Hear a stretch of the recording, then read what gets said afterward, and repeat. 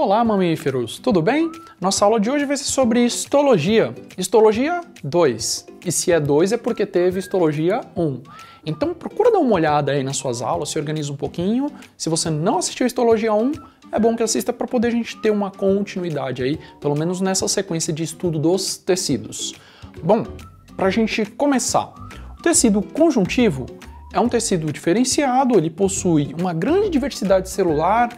As células, existem vários tipos celulares aí, né? De acordo com a especificidade desse tecido conjuntivo, tá? Então tem uma grande diversidade celular e ele possui diversas fibras também. Possui fibras colágenas, reticulares, fibras elásticas e toda essa substância que envolve o tecido conjuntivo, ela não possui uma forma específica. Então é chamada de substância fundamental amorfa, ou seja, uma substância fundamental sem uma forma definida. Dá uma olhada nessa imagem. Bom, essa imagem eu utilizei na aula anterior e ela vai ficar como referência para a gente também aí para aulas seguintes, provavelmente. O que a gente tem aqui? A epiderme, que é parte do tecido epitelial ou tecido de revestimento também. A gente tem as glândulas associadas aí que são parte do tecido epitelial também. E para hoje, como tecido conjuntivo, a gente tem essa parte de baixo aí, a chamada derme. A derme está bem associada à epiderme, que são aquelas células roxinhas, né? Essa derme é a parte mais clara, ela não tem uma forma definida. Nesse caso, ela tem poucas células, né? Poucas células visíveis que a gente consiga observar. E tem o mais importante aí, que são os vasos sanguíneos. Então, o tecido conjuntivo é um tecido, tecnicamente, aí, vascularizado, ou seja, possui vasos sanguíneos. Esses vasos sanguíneos vão servir para levar nutrientes para o organismo em questão. Tudo bem? Vamos retornar aqui então. Dos tipos de tecido conjuntivo, a gente tem vários aí, só para a gente relembrar e ter um panorama do que a gente vai ver hoje. A gente tem o tecido conjuntivo propriamente dito, que pode ser do tipo frouxo ou denso. E a gente tem outros tecidos conjuntivos especiais, que são tecido adiposo, tecido cartilaginoso, tecido ósseo e tecido hematopoético. O tecido hematopoético vai ser visto numa aula à parte e hoje a gente vai tentar ver todos esses, tudo bem? Mas é coisa, de certa forma, bem tranquila. Bom, tecido conjuntivo frouxo, ele é um tecido que ele é um pouco mais flexível e ele é pouco resistente também. E ele possui algumas células específicas, como por exemplo, os fibroblastos, que são células de certa forma jovens que vão manter esse tecido conjuntivo. Ele possui adipócitos, que são células que armazenam gordura, né? Essas células não se multiplicam por divisão celular, tá? E o núcleo dela é bem deslocado também, ela é uma célula arredondada. Quando a gente observa no microscópio, ela não tem coloração nenhuma, né? Em figuras ilustrativas, ela pode ser pintada de amarelo aí normalmente. E o núcleo dela fica bem na pontinha da célula, bem deslocado, bem na região periférica.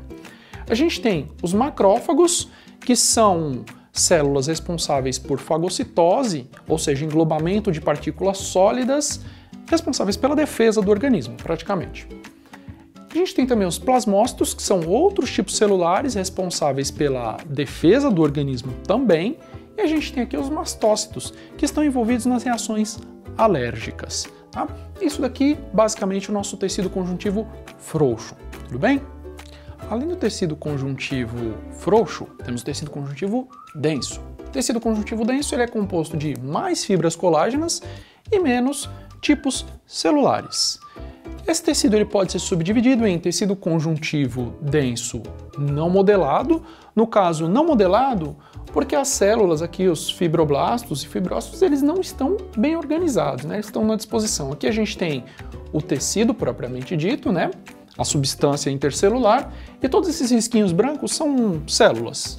Aqui ele está de uma forma um pouco desorganizada ou não modelada. Tudo bem?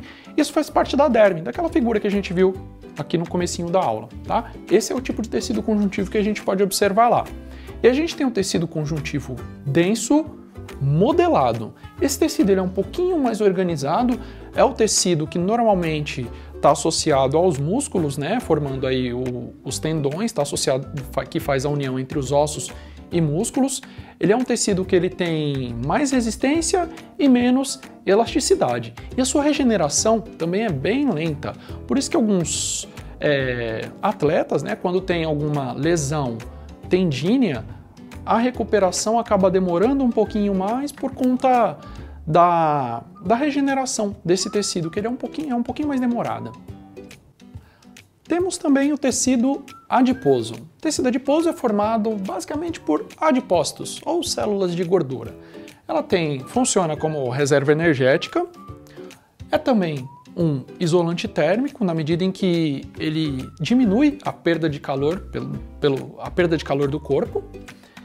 Ele serve como um protetor também contra choques mecânicos, né? Então, lá na palma da mão, na sola do pé, em algumas partes do corpo, abaixo da epiderme, a gente tem algumas estruturas que são um pouquinho mais macias, mais fofinhas, que são justamente para proteger o corpo contra choques mecânicos, tá? Então, o tecido adiposo tem essa função também de proteção. E outra função, a modelagem do corpo, né? Conforme você armazena as células adiposas no corpo, tem uma certa modelagem aí do seu organismo. O tecido cartilaginoso é um outro tecido, um tecido específico também, que ele tem uma rigidez intermediária entre o tecido ósseo, que é um pouco mais rígido, e o tecido conjuntivo denso, que é um pouco menos rígido. E no meio deles, em termos de rigidez aí, está o tecido cartilaginoso, ele tem essa rigidez intermediária. Ele tem funções como sustentação e flexibilidade para o organismo, né? Ele modela regiões como, por exemplo, o nariz, a orelha. Ele serve como revestimento para articulações. Imagine que a gente tenha dois ossos extremamente rígidos e que não tem um revestimento nenhum.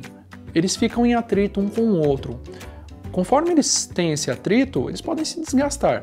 Então, o que acontece nesses ossos? Eles possuem um pequeno revestimento que diminui o atrito entre essas duas peças ósseas para poder ter uma durabilidade maior.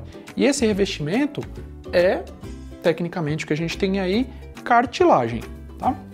Bom, são tecidos avasculares, ou seja, não possuem vasos sanguíneos.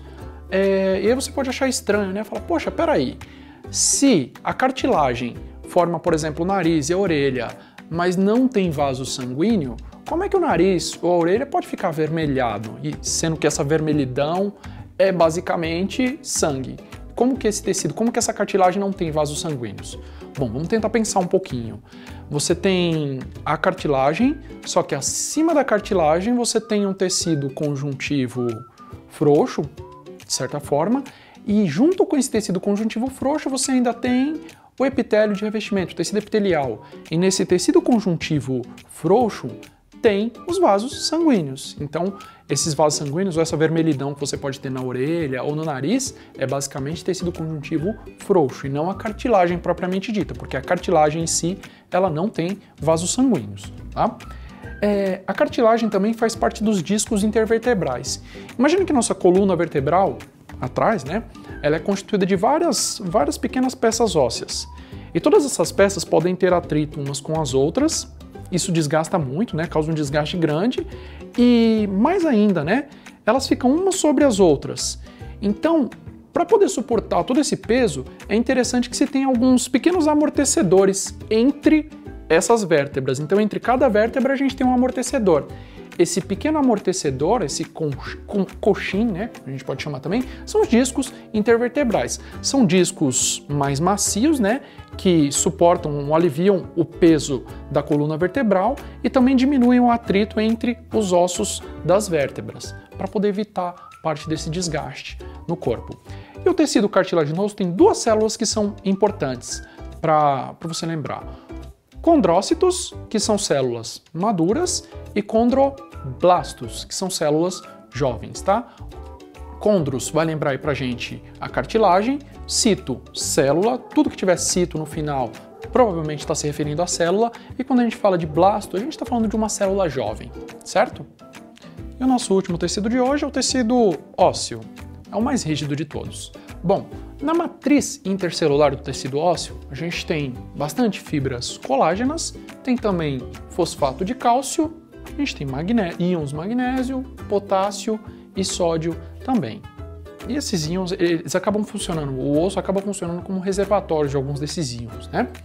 Bom, no tecido ósseo a gente tem os osteônios. O que são esses osteônios? Observe a imagem. Observando a imagem, então, a gente tem aqui um osso do tipo esponjoso.